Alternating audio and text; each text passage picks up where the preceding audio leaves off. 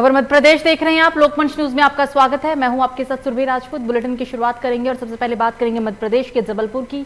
जबलपुर में एक बार फिर माफियाओं का जाल सामने आया। जबलपुर के टीकाकरण अधिकारी एसएस दहिया ने कहा है कि जबलपुर से 10,000 वैक्सीन का ऑर्डर दिया गया था। जब वो मध्य प्रदेश शासन की ओर से उन वैक्सीन को रखने का इंतजाम के लिए अस्पताल का निरीक्षण किए तो पता चला कि वो अस्पताल जबलपुर शहर के अंदर है ही नहीं।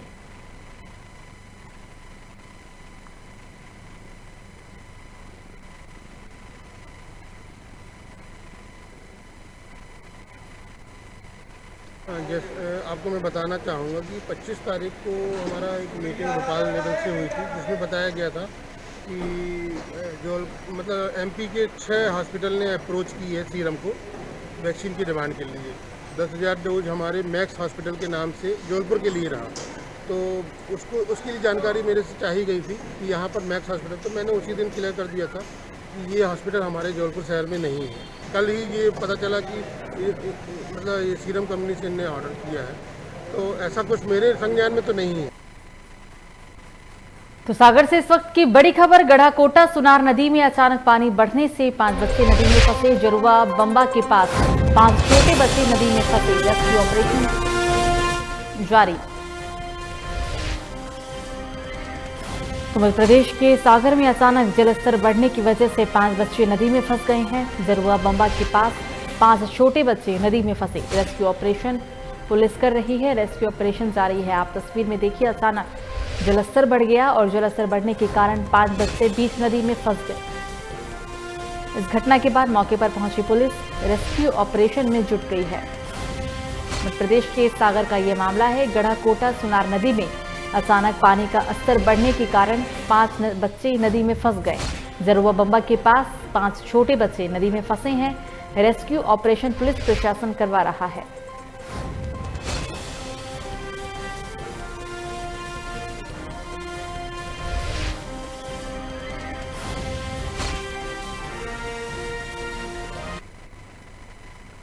तो इंदौर में क्राइम ब्रांच ने नकली नोट चलाने वाले आरोपी को गिरफ्तार किया है। बता दें आपको कि ये आरोपी सब्जी मंडी में नकली नोट खपाने का काम किया करता था। आरोपी के पास से 100, 500 और 2,000 के कुल 2,53,000 के नकली नोट बरामद हुए।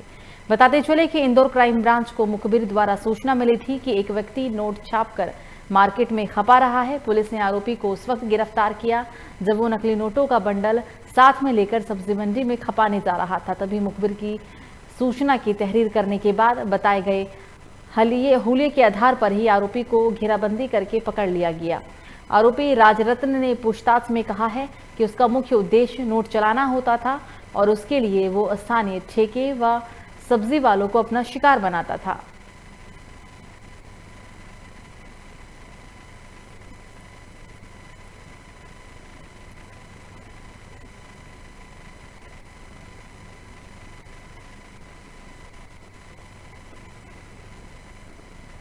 तो इंदौर में नकली नोट बनाने वाले युवक की गिरफ्तारी हुई। युवक के पास से 2,53,000 के नकली नोट बरामद किए गए। ये क्राइम ब्रांच इंदौर को सूचना मिली थी कि एक व्यक्ति नकली नोट छाप रहा है और उसको बाज़ार में खपाने की दृष्टि से वो घूम रहा है। इस सूचना पे क्राइम ब्रांच ने इसको दबोचा और इस व्यक्ति का जब तलाशी ली तो इसके पास से नकली नोट बरामद हुए और इसके उपरांत इसके आवास की तलाशी ली गई। तो जहां इक्विपमेंट मिले, computer, laptop, printer, colour printer, वो जो पेपर होता है जिसको वो छापते हैं, और इम्पॉर्टेंटली कटिंग मटेरियल, जिससे वो उसको साफ़ सफाई से नोट को काटे। आपने देखा होगा कि ये नोट जो हैं वो पहली नज़र में हूबहू वैसे ही लगते हैं और इसको अरेस्ट करके पूछताछ की जा रही है। इसने अभी खबर जबलपुर से, जहां उपनगरीय आधारताल तिराहा पर बिरसा मुंडा शहादत दिवस एवं श्रद्धांजलि कार्यक्रम संपन्न किया गया। इस मौके पर विजय लखन बिरजू हनगोरिया ने बिरसा मुंडा जी की प्रतिमा पर फूलमाला चढ़ाकर उन्हें याद किया है। उन्होंने कहा है कि बिरसा मुंडा जल जंगल जमीन की लड़ाई का उद्देश्य लिए थे। उपनगरीय आधारतल के वरिष्ठ कांग्रेस कार्यकर्ताओं ने बिरसा मुंडा को 2 मिनट का मौन रखकर श्रद्धांजलि अर्पित की।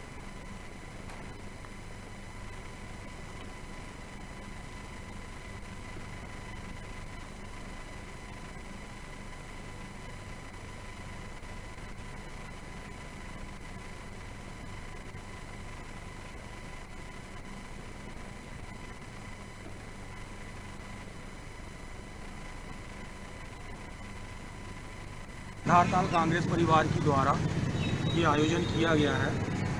आदरणीय अमर शहीद बिरसा मुंडा जी की पूर्ण तिथि पर हम सब लोग एकत्रित होकर उनको श्रद्धा सुमन अर्पण करने के लिए एकत्रित हुए हैं और हम सब पूरे कांग्रेस परिवार अमर शहीद बिरसा मुंडा जी को श्रद्धा सुमन अर्पित करते हैं। जय हिंद।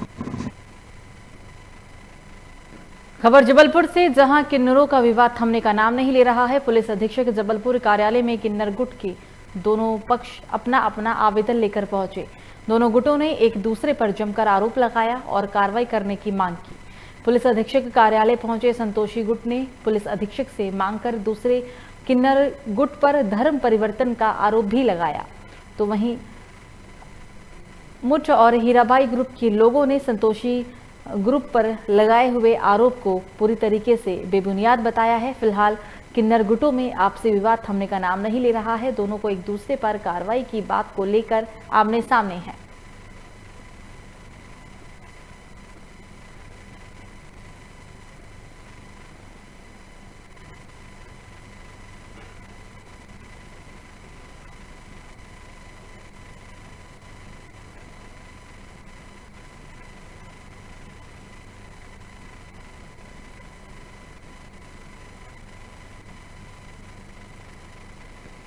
खबर देवास से, जहां डीजल पेट्रोल के बढ़ते दामों को लेकर खातेगांव के हरणगांव में ब्लॉक कांग्रेस और आईटी सेल के कार्यकर्ताओं ने विरोध प्रदर्शन कर नारेबाजी के साथ काले झंडे दिखाए और पेट्रोल डीजल के बढ़ते दामों को लेकर खातेगांव तहसीलदार को ज्ञापन भी सौंपा।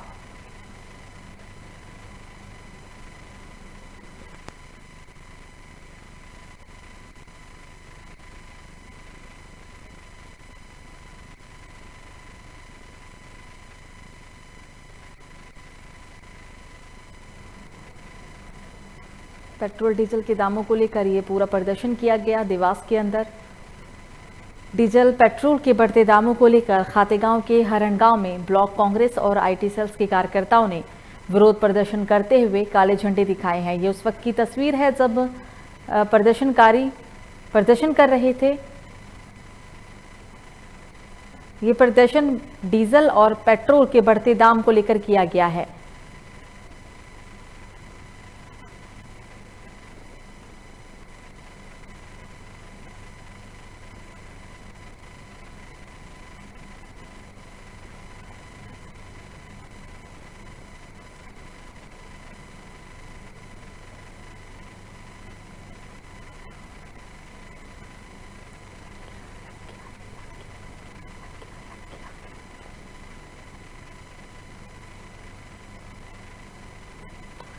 कांग्रेसियों ने महंगाई के खिलाफ ये पूरा प्रदर्शन किया है। काले झंडे दिखाए गए हैं। सरकार के खिलाफ जमकर नारेबाजी की गई। महंगाई को लेकर ये प्रदर्शन है। लगातार पेट्रोल डीजल के दाम देश में बढ़ते जा रहे हैं और इसी की वजह से आज कांग्रेसियों का देवास के अंदर प्रदर्शन। क्षेत्र की विभिन्न समस्याओं को दृष्टिगत रखते हुए आज कांग्रेस परिवार खातेगांव के द्वारा जो कि बेहताशा पेट्रोल डीजल मूल्य वृद्धियों महंगाई की मार से आम जन ग्रस्त थे। कहीं ना कहीं कोविड काल में कई लोग बेरोजगार हो चुके हैं और साथ ही किसानों को बहुत महंगे बीज बाजार में खरीदना पड़ रहा है और उसकी भी गुणवत्ता ठीक है या नहीं इसकी भी कोई गारंटी नहीं है। इन्हीं सब मुद्दों को लेकर आज एसडीएम कार्यालय कन्नौज में कांग्रेस परिवार खातेगांव के द्वारा एक संयुक्त ज्ञापन दिया गया है और जिससे इन समस्याओं को शीघ्र निराकरण हो यही आशा की गई है। और अगर यह नहीं होता है तो एक सप्ताह के बाद कांग्रेस बड़ा आंदोलन करेगी और जिसकी संपूर्ण जवाबदारी प्रशासन की रहेगी। तो सागर से बड़ी खबर, गढ़कोटा सुनार नदी में अचानक पानी का स्तर बढ़ने से 5 बच्चे नदी में फंस गए। झरुआ बम्बा के पास 5 छोटे बच्चे नदी में फंसे। रेस्क्यू ऑपरेशन में पुलिस प्रशासन लगा हुआ है। अचानक जलस्तर बढ़ने के कारण 5 बच्चे नदी में फंसे हैं। सागर की पूरी ये घटनाक्रम। झरुआ बंबा के पास 5 छोटे बच्चे नदी में फंसे। रेस्क्यू ऑपरेशन में पुलिस प्रशासन लगा हुआ है।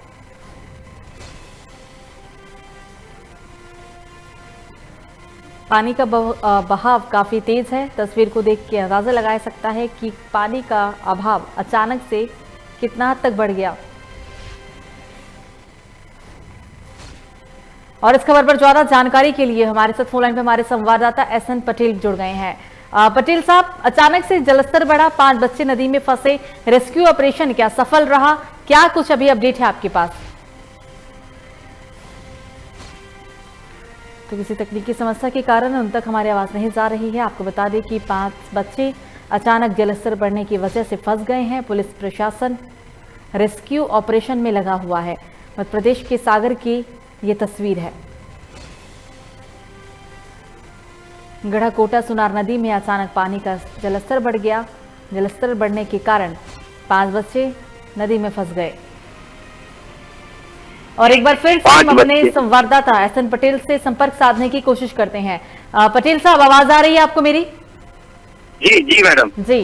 5 बच्चे अचानक जलस्तर बढ़ने की वजह से नदी में फंस गए थे। अभी क्या हालात है वहां के? क्या 5 बच्चों को निकाल लिया गया है? रेस्क्यू ऑपरेशन सफल रहा?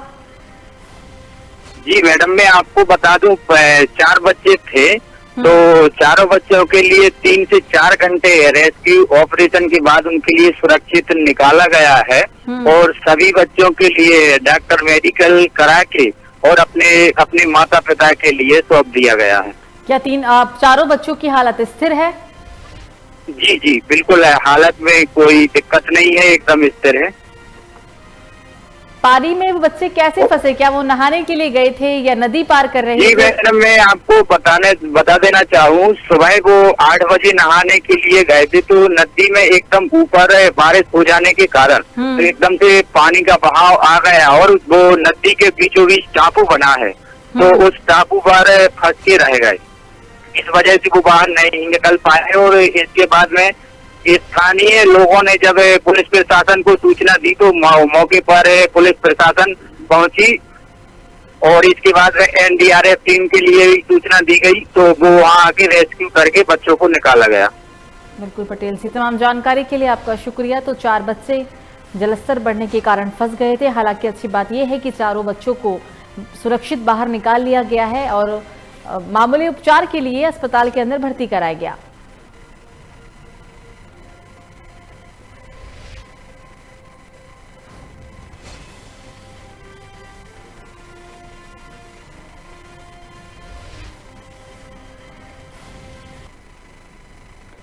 तो लॉकडाउन खुलते ही चोरी के बढ़ते मामलों को संज्ञान में लेते हुए पुलिस अधीक्षक राजनांदगांव डी श्रवण के निर्देशन पर अतिरिक्त पुलिस अधीक्षक राजनांदगांव प्रज्ञा मेश्राम, नगर पुलिस अधीक्षक लोकेश देवागन के मार्गदर्शन में शहर में कोतवाली, लालबाग, सोमनी के थाना प्रभारियों के नेतृत्व में टीम गठित कर आरोपियों की धरपकड़ की गई है। और शहर में हुई अलग अलग चोरियों का भी पुलिस ने खुलासा किया। 9 जून को CIT रोड से खानापुर जाने के रास्ते में शमशान घाट के पास 6 संदिग्धों को चोरी करने की योजना बनाते हुए पुलिस ने घेराबंदी करके गिरफ्तार कर लिया। बता दें आपको कि आरोपी के कब्जे से पुलिस ने 22,000 रुपए की नकदी जब्त की है। और इसी तरह थाना लालबाग के 2 प्रकरणों में आरोपी राकेश को भी गिरफ्तार किया गया। भादवी से फरार आरोपी लक्ष्मीबाई, उम्र जिसकी 42 साल बताई जा रही है, उसे भी गिरफ्तार किया गया है। पकड़े गए सभी आरोपियों को गिरफ्तार कर न्यायिक रिमांड पर भी भेज दिया गया।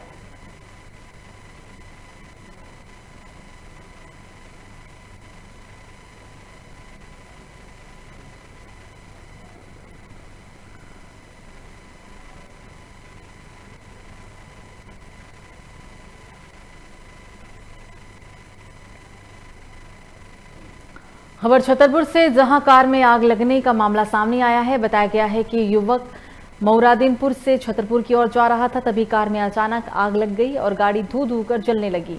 युवक ने तुरंत अपनी कार रोकी और अपने आप को बचाने के लिए युवक ने कार से ही छलांग लगा दी। कार चालक की माने तो आग की वजह शॉर्ट सर्किट रही।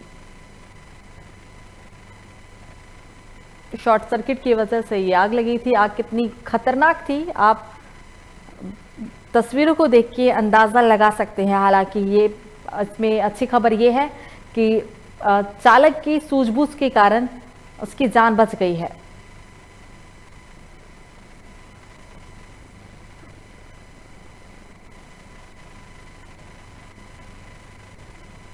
अचानक आग लग गई। कहाँ पर? यही तो कैसे आग जल गई, क्या हुआ आप लोग ने? इंजन में से आग निकली एकदम से। कौन सी गाड़ी है? फिएट लिनिया। तो कैसे आप लोगों ने जान बचाई? कितने लोग हम सवार अकेले थे, कितने लोग? सिंगल थे। कैसे जान बचाई आपने?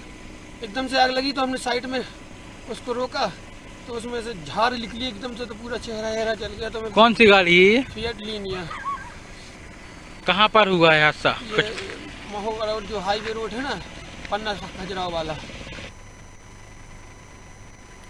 तो सागर जिले की पुलिस लाइन से एक ऐसा मामला सामने आया है जहां एक सिपाही का क्वार्टर खाली कराने के लिए भारी पुलिस बल पहुंच गया। माहौल इस कदर बन गया कि कोई अनजान व्यक्ति देखकर यही समझेगा कि बिल्डिंग में कोई आतंकवादी छुपा हो।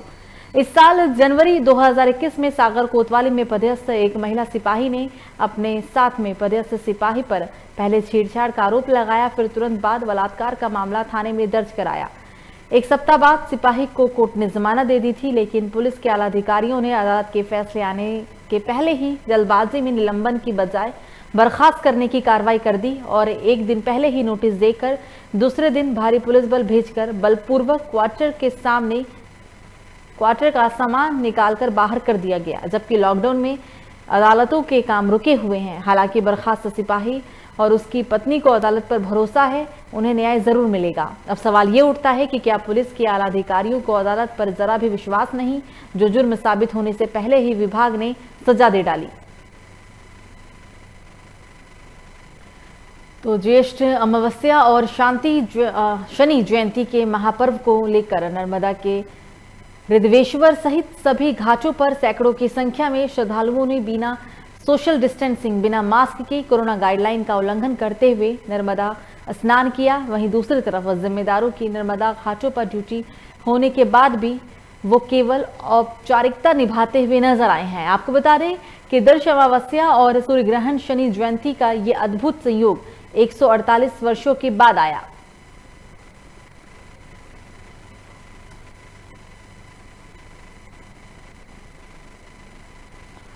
तो इस बीच जबलपुर से एक बड़ी खबर, आधारताल पुलिस की बड़ी कार्रवाई। देर रात शराब से भरा हुआ ट्रक पकड़ा गया। 1310 पेटी अंग्रेजी और देसी शराब को पुलिस ने जब्त किया। बड़ी कामयाबी पुलिस को यहां हाथ लगी है। जबलपुर में आधारताल पुलिस की बड़ी कार्रवाई देखने को मिली। बता दें आपको कि देर रात पुलिस ने शराब से भरा हुआ ट्रक जब्त किया है, जिसमें 1310 पेटी अंग्रेजी और देशी शराब है।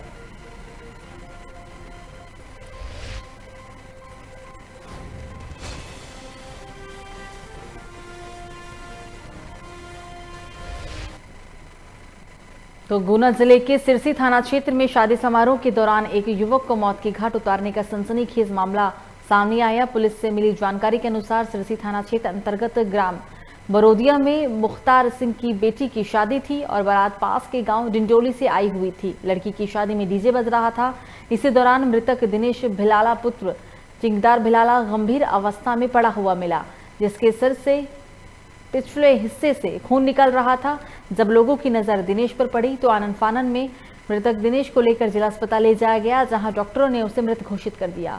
इस मामले में सिरसी थाना क्षेत्र में एफआईआर दर्ज की गई है। घटना की गंभीरता को देखते हुए गुना से एफएसएल अधिकारी आरसी अहिरवार ने घटनास्थल का निरीक्षण किया और उन्होंने कहा है कि मृतक के बाएं कान के पीछे सिर से धारदार हथियार से चोट के निशान मिले हैं। प्रथम दृष्टि में ये हत्या का मामला लगता है। मेरा भतीजा मुख्तार सिंह भिलाला के यहाँ शादी देखने के लिए गया था। उसको अकेला देखते हुए नानटा बारेला और उसके लड़के और है ना एक दो लोग और शामिल होके उसको मर्डर किया गया। आज रात की कम से कम 10-11 बजे की घटना है ये। झगड़ा कैसे स्टार्ट हुआ? झगड़ा पुरानी रंजिश के तरफ से है ना इसको मारा गया, मर्डर किया गया। कौन ने मारा? बीती रात 1:30 से 2 बजे की बीच की घटना है। ग्राम बरोदिया शादी समारोह में झगड़ा हुआ, जिसमें एक व्यक्ति की मृत्यु हुई, जिससे मर्ग कायम किया गया। तो मर्ग में क्या है? तो पश्चिमी मध्य प्रदेश के आदिवासी बाहुल्य क्षेत्र में शुरुआत से ही मक्का की फसल बड़े रकबे में ही की जाती थी, लेकिन अब किसान तिलहन उत्पादन पर विशेष ध्यान देने लगे हैं। बीते सालों में झाबुआ जिले में तेल की कीमतों के लगातार बढ़ने से सोयाबीन की फसल उत्पादन अब बड़ी मात्रा में शुरू हुई।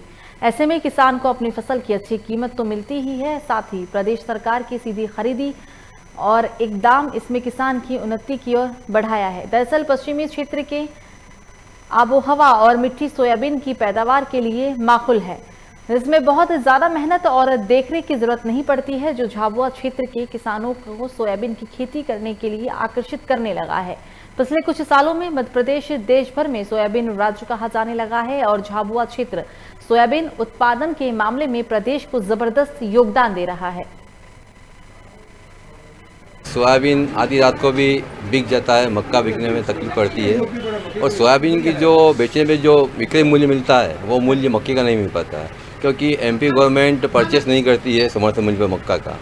और सोयाबीन आज की तारीख में मार्केट भाव 7500 रुपये जनरल फैक्टर खरीद रही है। इस हिसाब से सोयाबीन का भाव बढ़ना चाहिए, पर बीज एकदम आसानी से अवेलेबल नहीं हो पा रहा है। लगातार खरीदी कर रहे हैं वो लोग, मक्का से सोयाबीन को डाइवर्ट भी हो रहे हैं और हम भी चाहते हैं कि उनकी किसानों की इनकम बढ़े। सोयाबीन की फसल को जो शासन ने योजनाएं लागू की थी उपार्जन केंद्र पे, अब हम क्या उसको वहाँ पर हमको अच्छे दाम मिलने लगे हैं, तो उसमें हमको फ़ायदा होने लगा है।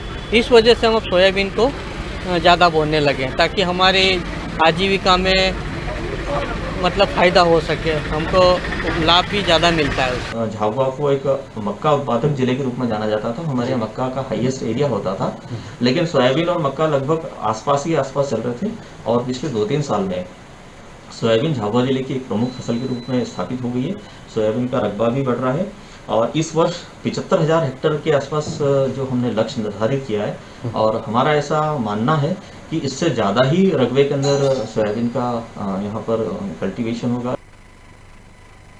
खबर इंदौर से, जहां विजयनगर थाना क्षेत्र के मालवीय नगर में एक प्रेमी जोड़े ने अपने हाथ की नस काटकर आत्महत्या करने की कोशिश की, जिसमें युवती की मौत हो गई। युवक को निजी अस्पताल में भर्ती कराया गया। बताया जा रहा है कि दोनों में प्रेम प्रसंग चल रहा था। घरवाले शादी के लिए तैयार नहीं थे, जिससे आहत होकर प्रेमी जोड़े ने आत्महत्या जैसा कदम उठाया। सुसाइड करने का प्रयास किया जिसमें युवती की मौत हुई। क्या कहा जाता है? ये शाम के समय सूचना आई थी कि कोई मालवीय नगर में कमरे में कोई 2 युवक युवतियों ने नस काट ली और सुसाइड अटेम्प्ट किया है। सूचना पर पुलिस पहुंची, वहां पर पुलिस ने उनको अस्पताल भिजवाया। अस्पताल को पता चला कि लड़की की डेथ हो गई है और लड़का अभी मतलब कथन देने योग्य स्थिति में नहीं है, बेहोश। सर क्या नाम? तो बालोद जिले के 1524 आंगनबाड़ियों में हैंड वॉशिंग मशीन के नाम पर 64,92,240 रुपए का खनिज न्यास मद और महिला बाल विकास विभाग से बड़े भ्रष्टाचार का मामला सामने आया। 1 महीने की जगह महज 10 दिन में ही निविदा प्रक्रिया पूरी कर ली गई। कई आंगनबाड़ी में हैंड वॉशिंग मशीन पहुंचा ही नहीं, लेकिन कई जगह मात्र महीने भर की ही मशीन टूट गई है। इस मामले में बीजेपी नेताओं ने प्रदेश के राज्यपाल अनुसुईया उइके से शिकायत की है और गड़बड़ी करने संबंधी दस्तावेज पेशकश करने की भी मांग की। महिला एवं बाल विकास विभाग की बच्चों एवं महिलाओं से संबंधित विभाग में भ्रष्टाचार होने प्रदेश एवं देश के लिए दुर्भाग्यजनक है। इस विभाग का मंत्री बालोद जिला से संबंधित है, जबकि बालोद जिला हमेशा ऐतिहासिक कार्यों से लिया जाता। तो जांजगीर चांपा जिले के मालखरौदा तहसील क्षेत्र में इन दिनों तहसीलदार राहुल पांडे और नायब तहसीलदार अनुराग भट्ट के नेतृत्व में अवैध बेजा कब्जाधारियों पर ताबड़तोड़ कार्रवाई किया जा रहा है, जिसमें अवैध कब्जाधारियों के में तहलका मच गया है। इसी कड़ी में 8 जून को मालखरौदा जिले पंचायत के अंतर्गत आने वाले ग्राम पंचायत रनपोटा में ग्राम पंचायत के आवेदन पत्र के आधार पर गौठान बनाने और चरागाह बनाने के लिए गांव में लगभग 20 एकड़ बेजा कब्जा जमीन को हटाया गया और ग्राम पंचायत को जमीन का कब्जा भी सौंपा गया, जिसमें राज्य सरकार के महत्वपूर्ण योजना के तहत गौठान का निर्माण कराया जाएगा, जिसकी क्षेत्र में ग्रामीणों ने प्रशंसा की।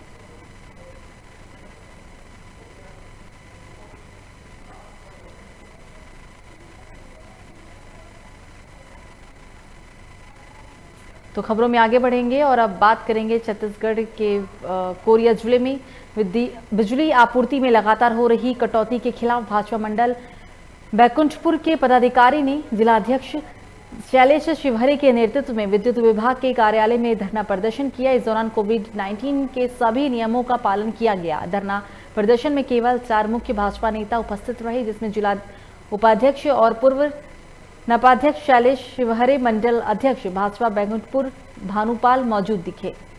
वर्तमान गठन हुआ था तो बिजली बिल हाफ का वादा था। बिजली बिल हाफ तो नहीं हुआ, पर बिजली यहाँ से पूरी तरह साफ हो चुकी है।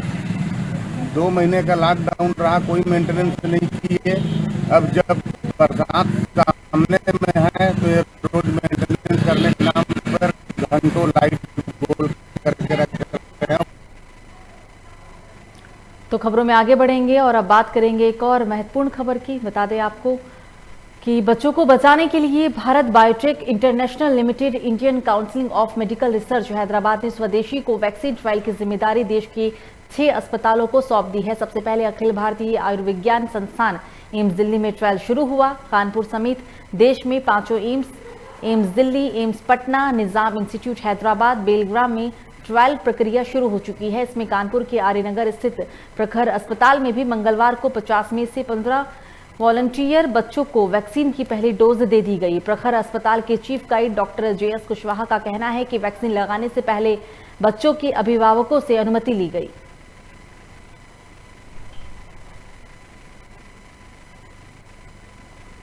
तो डॉक्टर का कहना है कि पहले उनके अभिभावकों से अनुमति ली गई है, उसके बाद ही वैक्सीनेशन का काम किया गया है। प्रखर हॉस्पिटल के chief guide doctor JS Kushwaha ने इस बात की जानकारी दी।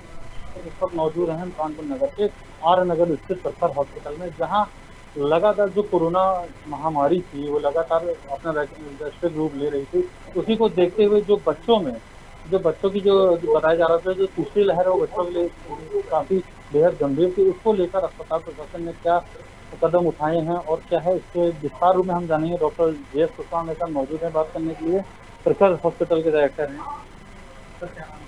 मैं डॉक्टर JS कुशवाहा हूँ। मैं कोवैक्सीन जो ट्रायल हुआ था 18 से ऊपर उन बच्चों का मैं प्रिंसिपल इन्वेस्टिगेटर हूँ।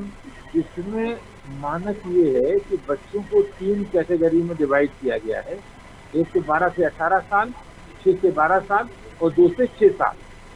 अभी हम लोगों ने 12 से 18 के बच्चों का ट्रायल करना शुरू कर दिया है और उनको दिया गया है वैक्सीन।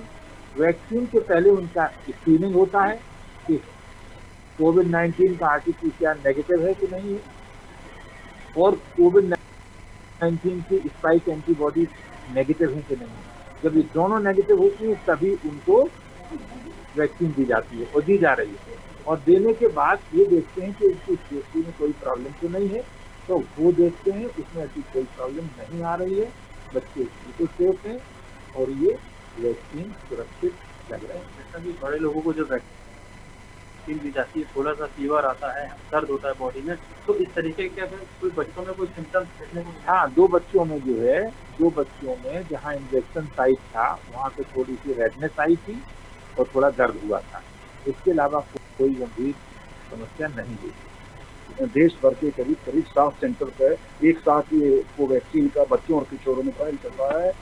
तो इसके बाद जब ये पहली डोज लगाने के बाद 28 दिन बाद दूसरी डोज लगाई जाएगी और फिर उसके बाद तरह तरह के ब्लड में टेस्ट होंगे और पूरी तरह अंतर्राष्ट्रीय स्तर पर ये सुरक्षात्मक और इफेक्टिविटी को देख करके तभी रिकमेंड की जाएगी। इसके अलावा हमारे इस प्रखर हॉस्पिटल में रोटा वायरस, एक डायरिया का जो बहुत बड़ा कारण है, उसकी वैक्सीन का ट्रायल हो चुका है।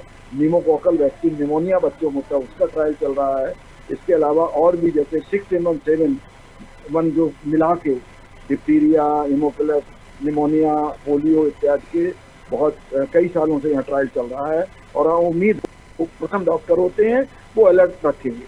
JS कुशवाहा प्रखर हॉस्पिटल के डायरेक्टर, उन्होंने बताया कि किस तरह जो कोरोना की तीसरी लहर है बच्चों में जो वैक्सीनेट किया जाएगा उसको किस तरह से वो काम करेंगे और किस तरह वो काम कर रहे हैं। अपने सहयोगी हरिशंकर शर्मा के साथ मैं हिमांशु, कानपुर। तो सरकार कोई भी हो, सत्ता का नशा कुछ अलग ही रंग दिखाता है, फिर चाहे कोई अपराध करो या फिर कानून व्यवस्था के साथ खिलवाड़ करो। सत्ताधारी को बचाने के लिए शासन प्रशासन पूरी ताकत के साथ लग जाता है, मानो इनके लिए हर अपराध माफ हो। ऐसा ही एक मामला उन्नाव के आसीवन थाना क्षेत्र के मियानगंज ग्राम पंचायत का है, जहां छोटे लाल पुत्र फूलचंद नाम के दलित लड़के को कुलदीप यादव और उसके साथियों ने बेरहमी से पीटा। पिटाई के बाद जब पीड़ित थाने में शिकायती पत्र देने के लिए पहुंचा तो वो लोग वहां भी आ गए।